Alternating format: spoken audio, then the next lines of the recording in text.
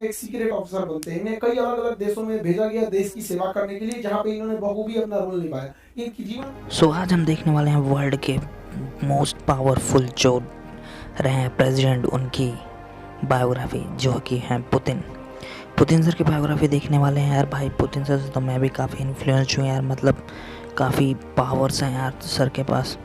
तो आज की वीडियो काफ़ी स्पेशल होने वाली है, क्योंकि हम आज उनकी बायोग्राफी देखने वाले हैं, बचपन से लेके वो कैसे है प्रेसिडेंट तक की उनकी जर्नी देखने वाले हैं। तो वीडियो में अंत तक जरूर बने रहिएगा। उससे पहले अगर आपने चैनल को नहीं सब्सक्राइब किया, चैनल सब्सक्राइब कर लीजिए। और अगर आपने अभी तक ओरिजिनल वीडियो नहीं देखी है तो उसका लिंक आपको डिस्क्रिप्शन में देखने को मिल जाएगा, और साथ में बाकी सारे जितने भी इसमें रिएक्टर्स हैं उनका लिंक भी आपको डिस्क्रिप्शन में देखने को मिल जाएगा। तो एक बार उसे जरूर चेक करें। तो चलिए बिना किसी देरी वीडियो शुरू करते हैं। देखिए 1952 में जन्मे व्लादिमीर पुतिन की पूरी जीवन को समझते हैं कि वो कैसे इतने शक्तिशाली हो गए, और किस तरह से जिस व्यक्ति को कोई नहीं जानता था वो रूस के जैसे विशाल देश पर इतने लंबे समय तक राष्ट्रपति रह गया। देखिए व्लादिमीर पुतिन का जन्म 1952 में एक बहुत ही नॉर्मल फैमिली में हुआ था। इनके पिता सोवियत संघ में एक नेवी में अपनी सेवा देते थे। उस समय नियम था कि हर परिवार के लोगों को सेना में सर्व करना है, जैसे आज इजराइल में है वहां पर। तो ये नेवी में सर्व करते थे, और इनकी माँ एक छोटी सी फैक्ट्री में वर्कर थी। इनका जीवन बहुत ही साधारण परिवार में बीता। ये पढ़ने में उस समय एक साधारण विद्यार्थी थे। उससे आगे अगर इनकी जर्नी को देखते हैं तो 1975 में रूस की खुफिया एजेंसी केजीबी को ज्वाइन करते हैं, और 1975 में एक सीक्रेट ऑफिसर बनते हैं। इन्हें कई अलग अलग देशों में भेजा गया देश की सेवा करने के लिए, जहाँ पे इन्होंने बखूबी अपना रोल निभाया। इनकी जीवन में सबसे बड़ा बदलाव कब आया? जब 1989 में जर्मनी रूस के खिलाफ होने लगा। जर्मनी में पहले रूस का प्रभाव था, ये जर्मनी और रूस में आधे जर्मनी के बीच में एक दीवार चलाई गई थी जिसका नाम था बर्लिन की दीवार। इस साइड का हिस्सा रूस से प्रभावित था और इस साइड का हिस्सा अमेरिका से प्रभावित था। लेकिन जर्मनी में ये जो बर्लिन की दीवार थी ये तोड़ दी गई, और पूरा का पूरा जर्मनी जो था वो अब अमेरिका के प्रभाव में जाने लगा था। इस घटना को वहां पे खड़े वहीं पे ये अंडर कवर एजेंट थे व्लादिमीर पुतिन, उस समय केजीबी के पास, वो देखते रह गए, और देखते देखते ये बर्लिन की दीवार तोड़ दी गई। और जिस जर्मनी के आधे हिस्से पर रूस का प्रभाव था, यानी उस समय के यूएसएसआर अर्थात सोवियत संघ का प्रभाव था, वो अब प्रभाव खत्म हो गया, और धीरे धीरे आगे और घटनाएं खराब होती गई। रूस की जो उस समय का नेतृत्व था रूस को संभाल नहीं पाया, और एक के बाद रूस में क्रांति बढ़ने लगी। और रूस जो था उस समय सोवियत संघ हुआ करता था, पूरा नाम USSR, union of Soviet socialist Republic. इसमें 15 देश होते थे, या 15 देश 1991 यानी 1991 में बिखर गए। इसमें से कौन कौन से देश बिखर? Estonia, Latvia, Lithuania, Ukraine, Moldova, Belarus, Georgia, Armenia, Azerbaijan, Kazakhstan, Kyrgyzstan, Tajikistan, Turkmenistan, Uzbekistan. नक्शा की क्लास में आप सब लोग को याद है,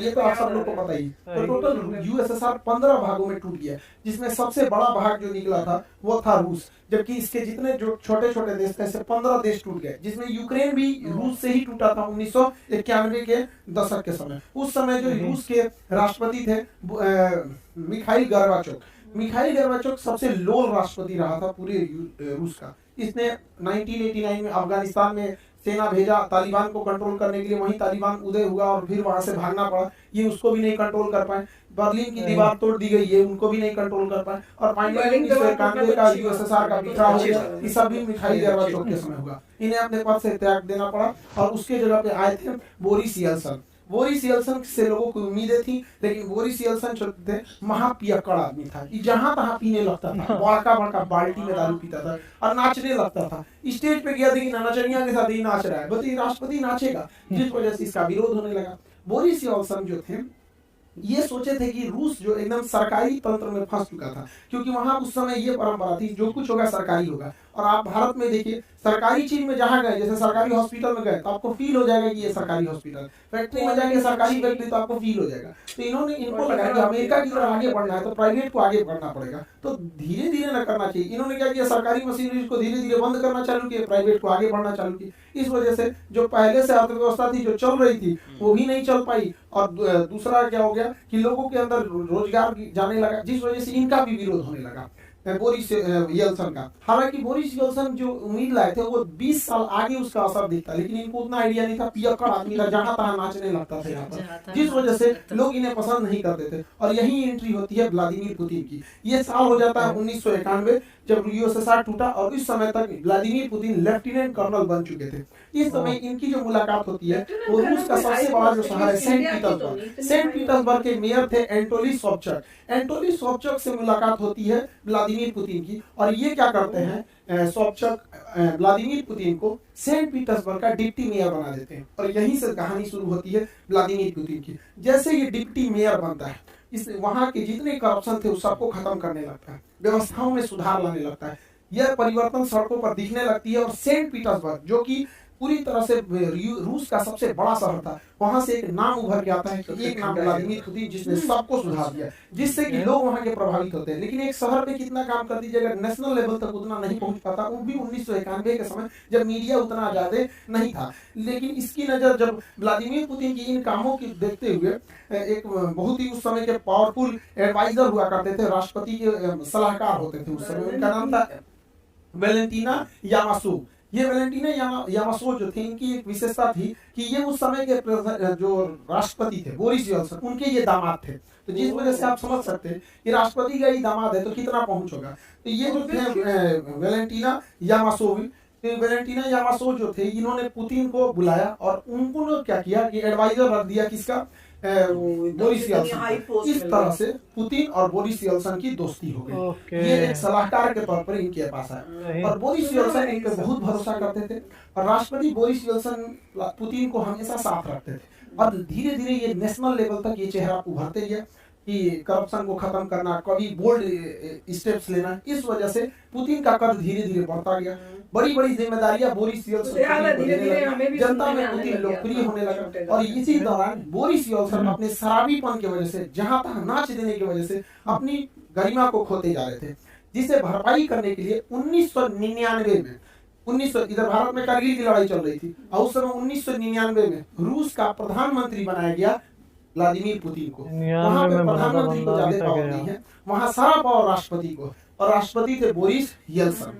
तो यहाँ से एक नेशनल लेवल तक पहचान बन गई पुतिन की। लेकिन पुतिन बहुत ही महत्वाकांक्षी था, वो सोचता था कि हम आगे प्रधानमंत्री से राष्ट्रपति कैसे बनेंगे, क्योंकि वहां सारा पावर राष्ट्रपति के पास था। इसने दिमाग लगाया रूस का जो ये वाला एरिया है, नीचे का एरिया, रूस इतनी तो पूरा बड़ा है, मॉस्को से नीचे का ये एरिया है, इसका नाम है चेचन्या। ये चेचन्या जो था ये रूस से टूटना चाहता था, क्योंकि 1991 में 15 देश टूटे थे, तो चेचन्या का हम भी टूटना चाहते। तो रूस ने ये व्लादिमीर पुतिन, चूंकि ये खुफिया एजेंट था, इसने दिमाग लगाया। उसने कहा कि एक काम करते हैं, इन्हीं को फंसा देते हैं। इसने मॉस्को में बम ब्लास्ट कराना चालू किया। ध्यान से समझिएगा, यह बम ब्लास्ट खुद पुतिन करा रहा था, जो खुद उस देश का प्रधानमंत्री, और इल्जाम लगा दिया किस पर, चेचन्या पे, कि चेचन्या के लोगों ने ब्लास्ट कराया है।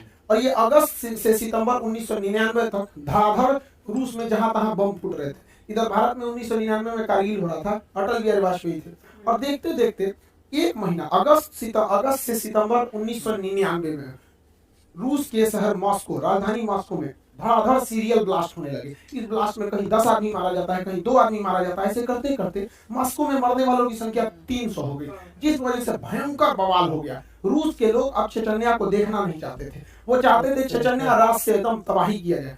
अब सोचिए, याद कीजिए 2019 जब भारत में पुलवामा में अटैक हुआ था, हमारे सिपाही शहीद हुए थे, तो किस तरह से बवाल हुआ था कि घुस के मारेंगे आतंकवादियों को। यही चाहता था वहां पर पुतिन भी।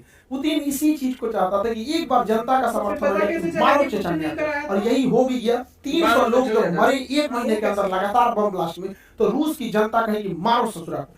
इस बीच प्रधानमंत्री थे पुतिन, पावर तो रहता ही है पुतिन को। अब बोरिस येल्सन जो पियक्कड़ था, शराब पी के पूरा पावर पुतिन को दे दिया, कहा कि चेचन्या को संभालो। इसने क्या किया, पुतिन ने हर सिपाही के चेहरे पर या हेलमेट पर कैमरा लगा दिया और लाइव टेलीकास्ट दिखा दिया कि कैसे मारा जाता है। अब मारा जानबूझ के चेचन्या में। देखिए, जो भी मॉस्को में बम पड़ा गया था पुतिन फोड़ा था, ये बात एकदम क्लियर है कि पुतिन फोड़ा था, और उसी ने घुस के मारा चेचन्या में। वहां के लोगों को तो रियलिटी पता नहीं थी, और पूरा लाइव दिखाया जा रहा था। ध्वस्त कर दिया पूरी तरह चेचन्या को, और वहां के लोगों को, भाई उनको लगा कि हमने बदला लिया यहाँ पर, और 80,000 लोगों को मार दिया पुतिन। सोचिए कितना खतरनाक है ये पुतिन। 80,000 चेचन्या के लोगों को मार दिया, खुद ब्लास्ट कराया मॉस्को में, इल्जाम लगाया चेचन्या पे, और घुस के मारा 80,000 लोगों का। पूरा टीवी पे लाइव टेलीकास्ट दिखाया। इससे क्या हुआ कि पूरे रूस के लोगों ने देखा कि जो उनके घर में 300 को मारा है, पुतिन ने घुस के 80,000 को मारा। ऐसा नेता होना चाहिए यहाँ पर। पुतिन की रेटिंग एकदम हीरो की हो गई। तो 1999 में जो पुतिन प्रधानमंत्री था वो राष्ट्रपति से भी ज्यादा फेमस होने लगा और बोरिस यल्सन पे भ्रष्टाचार के आरोप लगने लगे। और इसी बीच सन 2000 पहली बार राष्ट्रपति चुनाव जीत गया पुतिन। पुतिन का सपना पूरा हो गया। रूस जैसे बड़े देश की पूरी सत्ता पुतिन के हाथ में। पुतिन तो सन 2000 में चुनाव जीते और 2000 में जब चुनाव जीते तो रूस के संविधान के हिसाब से कोई भी व्यक्ति लगातार 2 बार तक प्रधान राष्ट्रपति ही बन सकता है, 2 बार से ज्यादा लगातार नहीं बन सकता है। तो पहला शर्त ये था रूस के संविधान का। रूस के संविधान का दूसरा शर्त ये कहता था कि कोई भी व्यक्ति प्रधानमंत्री राष्ट्रपति का जो कार्यकाल रहेगा वो 4 साल का रहेगा। जैसे भारत में 5 साल का है, लेकिन रूस में 4 साल का है। अमेरिका में भी 4 साल का ही होता है, वहां का भी राष्ट्रपति का 4 साल होता है। तो पुतिन राष्ट्रपति बने सन 2000 से 2004 के बीच। इस दौरान इनको पता था कि हमारा जो पहला टेन्योर है वो 4 साल का है, इसमें अच्छा काम करना है। तो इन्होंने क्या किया, सन 2000 से 2004 के बीच में अपने मन मुताबिक अधिकारियों की नियुक्ति किया। अब क्योंकि ये खुफिया एजेंट थे इसलिए इनको हर जानकारी थी और पूरी तरह से अपने मन मुताबिक पूरे मंत्रिमंडल को बैठाया और क्रेमलिन पर अपना दबदबा मजबूत किया। जैसे भारत में संसद होता है, अमेरिका में व्हाइट हाउस होता है, उसी तरह रूस में क्रेमलिन होता है, यहीं पे राष्ट्रपति रहते हैं और पूरा दबदबा बनाया अधिकारियों के बीच में और जबरदस्त काम किया अपने पहले टेन्योर में। रूस की जो जीडीपी थी वो 93% की रफ्तार से बढ़ी। लोगों को लगता था कि भगवान मिल गया पुतिन को, लेकिन पुतिन बहुत महत्वाकांक्षी था। उन्होंने अपना पहला कार्यकाल पूरा किया सन 2000 से राष्ट्रपति के रूप में सन 2000 से 2004 के बीच में। एक टेन्योर हो गया, 4 साल का ही होता है। दूसरा टेन्योर उन्होंने पूरा किया 2004 से 2008 के बीच में। अब यहाँ तो हो गया रूस के शर्त के हिसाब से आप 2 बार से ज्यादा नहीं रह सकते राष्ट्रपति। इसके बाद ये क्या किया कि प्रधानमंत्री का चुनाव लड़ लिया। देखिए 2 बार तो राष्ट्रपति रहे और उस पर 2008 से 2012 तक ये प्रधानमंत्री बन गए, प्राइम मिनिस्टर। और क्या प्राइम मिनिस्टर बनने के बाद अपने एक चमचा को राष्ट्रपति का चुनाव जितवा दिए जिसका नाम था दिमित्री मेदवेदेव। दिमित्री मेदवेदेव ये कहने के लिए 2008 से 2012 के बीच में राष्ट्रपति थे, ये कहने के लिए राष्ट्रपति थे और उसी दौरान ये क्या थे, प्रधानमंत्री। ये इतना शातिर इंसान है कि संविधान में संशोधन कर दिया और कहा कि इस दौरान राष्ट्रपति की शक्तियां प्रधानमंत्री के पास आ जाएंगी। तो ये काम के राष्ट्रपति रह गए और ये पूरी की पूरी शक्ति का प्रयोग 2008 से 2012 के बीच में व्लादिमीर पुतिन ने किया।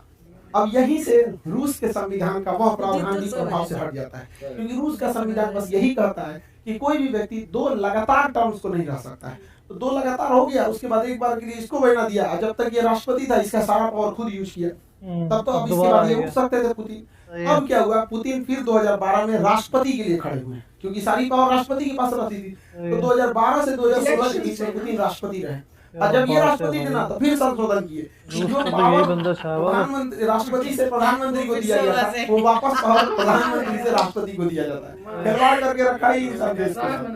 तो 2012 से 2016 तक के बीच में ये राष्ट्रपति रह गया। 2016 में फिर चुनाव हुआ क्योंकि 4 साल पे होता है। 2016 से 2020 तक ये फिर से राष्ट्रपति बने और 2020 में ये संशोधन कर दिए ये बंदा 2036 तक राष्ट्रपति रहे। अब 2036 तक सोचना नहीं है, पुतिन भैया रहेंगे राष्ट्रपति वहाँ पे, कोई कितना कर ले। ये है रूस का पावर। पुतिन बहुत ही जबरदस्त। पुतिन अपने पहले कार्यकाल अर्थात सन 2000 से 2004 के बीच में इस समय पूरा ध्यान अपने देश पर दिए थे, लेकिन जैसे दूसरा कार्यकाल हुआ खतरनाक काम करना पुतिन ने चालू किया। इसने क्या किया, 2008 में जॉर्जिया पर हमला कर दिया, क्योंकि जॉर्जिया 1991 में सोवियत संघ से ही टूटा था, उसके 2 क्षेत्रों पर कब्जा कर दिया। 2011 में इसने लीबिया पर आक्रमण कर दिया और लीबिया के मुअम्मर गद्दाफी की सरकार को हालांकि नहीं बता पाया वहां पे। उसके बाद 2014 आया, 2014 में यूक्रेन के शहर क्रीमिया पे कब्जा कर लिए। 2015 में सीरिया में गिर रहे सरकार बशर अल असद की सरकार को बचा लिए। 2022 आया, फिर पूरी तरह यूक्रेन पर हमला कर दिया। पुतिन खाली नहीं बैठते, क्योंकि उनको पता है कि जब तक अंतर्राष्ट्रीय विवाद होते रहेगा देश की जनता कभी अपने सरकार से सवाल नहीं पूछेगी। यही फार्मूला अपनाया था चीन ने भी। चीन के माओ सरकार के जब सरकार गिरने वाली थी तो उसने 1962 में भारत पर हमला कर दिया बिना मतलब, क्योंकि जब देश की सेना हमला करती है तो लोग सरकार से सवाल नहीं पूछते हैं, कहते हैं जो भी सरकार है बस हमें जिताओ। ये बात बखूबी जानते हैं व्लादिमीर पुतिन, इसलिए वो हमेशा लड़ाई लड़ते रहते हैं अपने अगल बगल वाले देशों से। हालांकि बहुत बड़े राष्ट्रवादी भी हैं। पुतिन की कई सारी पावर है, लेकिन उनमें 3 सबसे ज्यादा पावर इनके पास पूरी तरह से एक साइबर आर्मी है।